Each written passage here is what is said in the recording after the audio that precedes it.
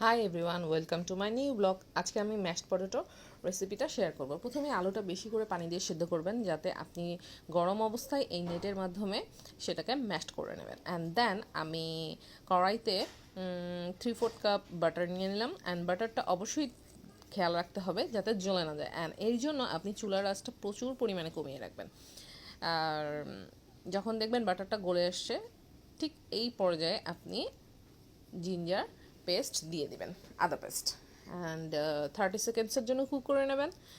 And এর মধ্যে আমি 1 কাপ মিল্ক অ্যাড করেছি।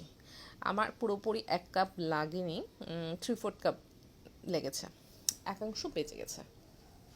অ্যান্ড দেন এটা কুক করব যতক্ষণ পর্যন্ত ভালো মতো এটা বয়েল না হয়ে আসবে। তখনই আপনার বুঝতে হবে এটা রেডি হয়ে গেছে মিক্সিংটা, লিকুইড মিক্সিংটা।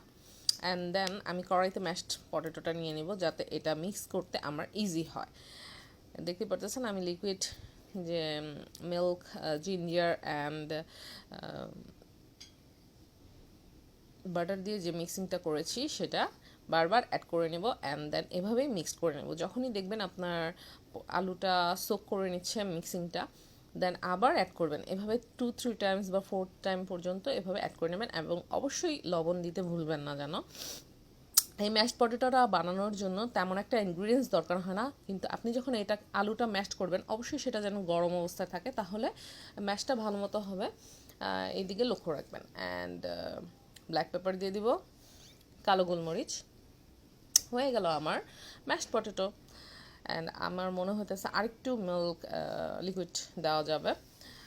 দেন আমি আরেকটু মিল্ক দিয়ে দিব। অ্যান্ড আবার ভালো মতো সার্ভ করে নেব কালো গোলমরিচটা দিয়ে। আপনি যখন সার্ভ করবেন তখন এভাবে সেম ব্ল্যাক পেপারটা দিয়ে অ্যান্ড বাটার দিয়ে সার্ভ করবেন। এতে অনেক বেশি স্বাদ বেড়ে যাবে। অবশ্যই বাসায় ট্রাই করবেন, বাচ্চাদের দিবেন।